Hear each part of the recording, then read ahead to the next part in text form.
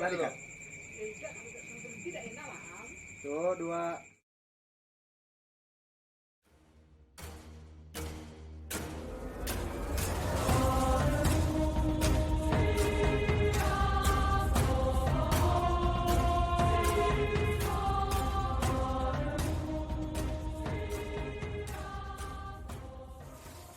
Pandemi telah mengubah aktivitas manusia dalam berbagai aspek. Tanpa pernah diduga sebelumnya, virus yang ukurannya hanya 125 nanometer mampu mendesak 7 miliar populasi manusia ke dalam situasi yang kaotis dan memaksa kita untuk membentuk pertahanan yang baru dengan cara hidup yang baru. Tak ayal, hal ini juga mempengaruhi situasi, huru-hara, serta peran media di masa pandemi. Eksistensi media masa dewasa ini mampu memberi pengaruh besar terhadap opini publik. Dengan kekuatan media, masyarakat pada akhirnya memiliki kecenderungan untuk berpihak pada suatu kubu tertentu. Nah, terkait dengan fenomena ini, saya Wilyadi Bintang Gunesa akan mendengarkan langsung suara dari masyarakat. Berikut tanggapannya.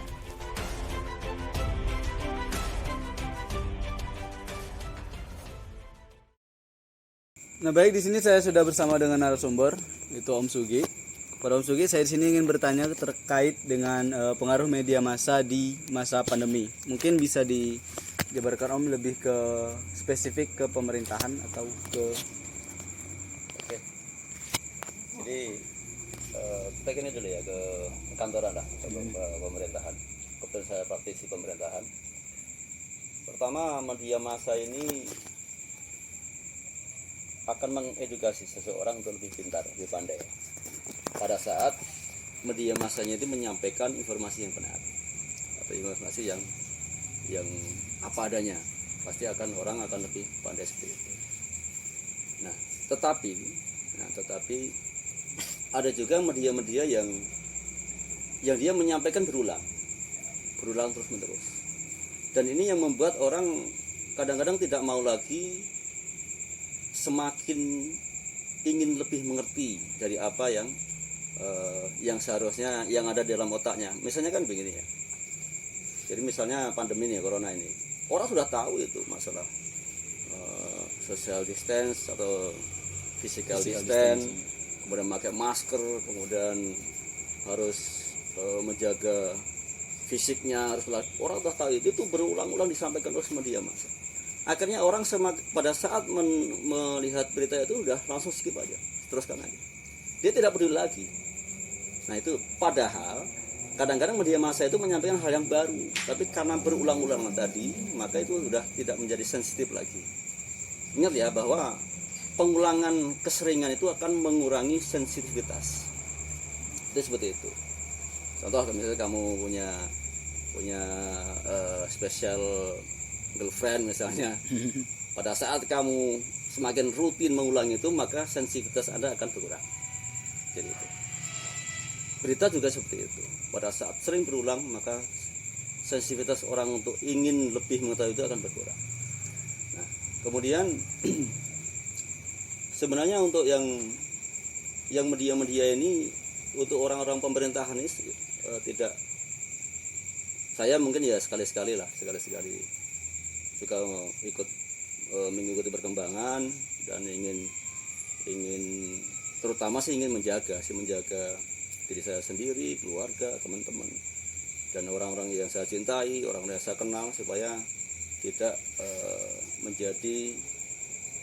maksudnya tidak menjadi korban dari virus-virus ini. Jadi seperti itu. Tapi kenyataannya di depan mata kita, di teman-teman itu nggak peduli lagi dengan masalah itu. Bahkan tanda kutip. Jadi pekerjaan itu ya, karena ini adalah masa pandemi, orang boleh work from home atau WFH. Jadi seolah-olah kerjanya kayak ada di rumah. Padahal saya jamin di rumah ngapa-ngapain. Saya jamin. Ya ada, 1-2 ada. Tapi itu pun kan orang yang ngerti teknologi ya, kerja dari rumah, mengirim data segala macam. Tapi rata-rata tidak. Makanya kerja dari rumah itu adalah kadang-kadang negatif, adalah salah satu alasan orang untuk tidak ngantor. Padahal kinerjanya nol, nggak ada apa-apa.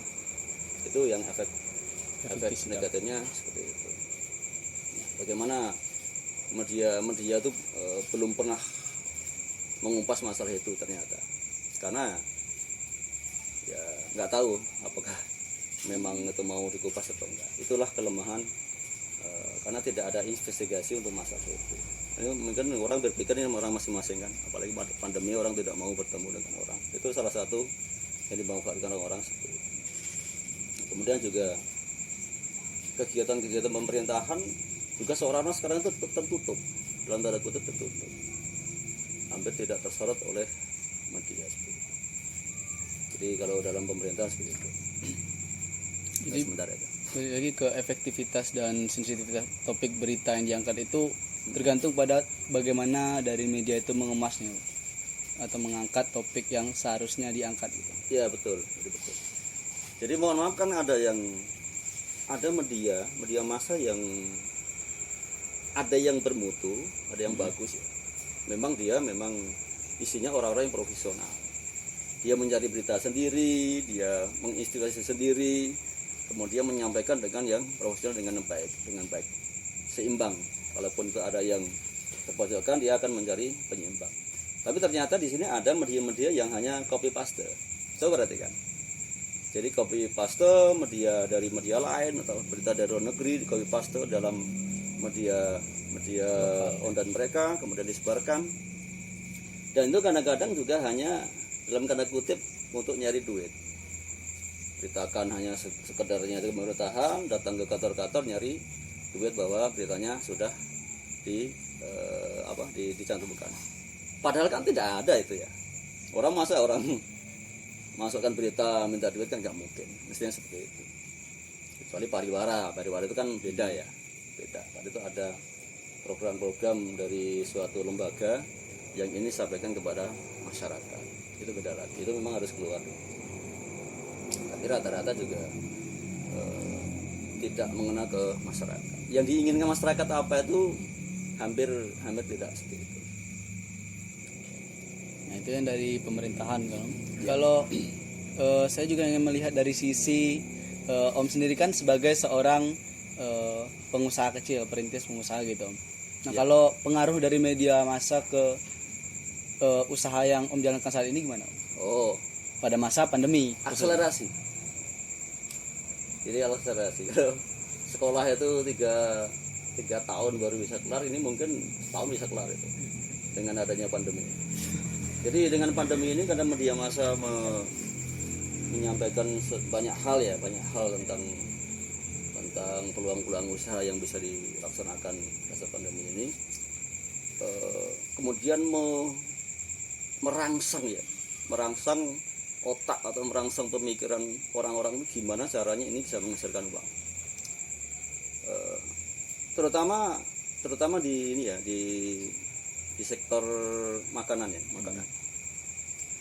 Kita perhatikan bahwa ibu-ibu rumah tangga itu tuh pinternya tuh cepat sekali. Kalau dulu kan, zaman dulu kan harus beli buku resep, harus beli ikut kursus, ikut pelatihan untuk mendapatkan itu. Sekarang enggak. Sekarang hanya tinggal browsing, kemudian rajin-rajin mencoba, kemudian belajar banyak dari pakarnya profesional, itu sudah terbuka semua. Itu salah satu positifnya dari media massa seperti itu. Terus di sana tidak ada yang tutup-tutupi. Dalam hal misalnya tidak ada resep yang disembunyikan, nggak ada. Kita tahu bahwa mungkin ada rumah makan itu ada ya resep-resep yang seolah katanya resep rahasia. Di media massa tidak ada sama sekali, semua dikupas habis. Tinggal keterampilan, kan ada tangan-tangan yang dingin ya, tangan dingin itu ya megang apa saja jadi. Nah jadi Om dari dua sektor tadi, dari sektor pemerintahan dan sektor bisnis tadi, kesimpulan bahwa media massa itu memang punya pengaruh yang besar di masa pandemi. Ya. Nah, gimana kalau ketika pandemi ini berakhir, apakah pengaruh dari media ini akan tetap berkelanjutan atau berakhir di sini? Menurut saya terus. Ya, karena hidup ini berkembang, teknologi dimanfaatkan.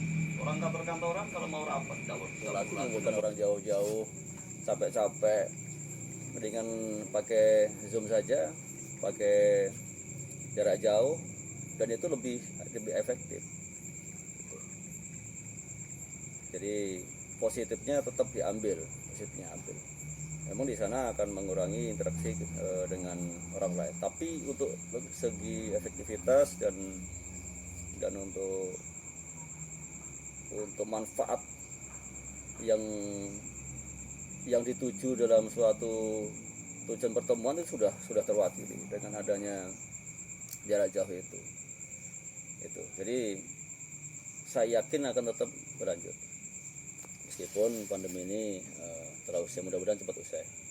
Dan untuk tentang sektor usaha ini akan lebih, justru kalau menurut saya akan lebih ini lagi ya, lebih seru lagi nanti. Makanya orang-orang yang dia tidak bisa memanfaatkan teknologi ya dia akan tergerus, dia akan tertinggal.